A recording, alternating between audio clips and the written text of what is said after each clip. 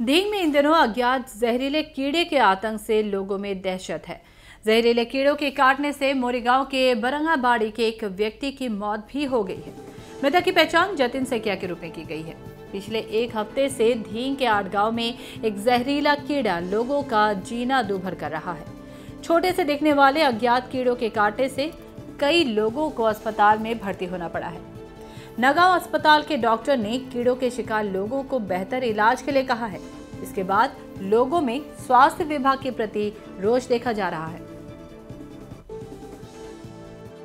राति शुई थाकोते एटा अकणमानी चिकुरा निचिना पोके कामुरी आछे मैं गम नापाওঁ। बहुत समय मूरत माने एनेके चिकुटी चाওঁতে দেখিছোঁ अकणमान चिकुरा निचिना पोक। পোকটো আপোনাৰ জেগাটো কলা কৰি ৰাখিছে আৰু জেগাটো আজি মোৰ প্ৰায় এসপ্তাহ হ'ল কিন্তু বিষ কমাই নাই দিও বিষ আছে। মোৰ ভনি যোৱায়ো সেই স্কাইপ্ৰেছ পোকটোৱে কামুৰিয়ে যতিন শইকীয়া তেওঁ ঘৰ মৰিগাঁও বৰঙাবাৰী তেওঁ অলৰেডি ঢুকাইছে। সেই ক'ত ঢুকাইছিল আপোনাৰ প্ৰথম আপোনাৰ দিছপুৰ পলিক্লিনিকত এডমিট কৰা গৈছিলে। দুদিন আইচিউত থাকিলে তাতে ভেন্টিলেটৰতে ভৰোৱা হ'ল। তাৰছত সেদাখন আগদিনা ৰাতি আপোনাৰ আবেলি সময় 4টা বজাত জিএমচিলৈ অনা হৈছে। পিছদিনা ৰাতিপুৱা 7টা বজাত 7:30 বজাত ঢুকালে। গাঁৱতো বহুত মানুহক কামুৰিছে এইটো পোকে আৰু বিষটো সহজে ভালেই নহয়।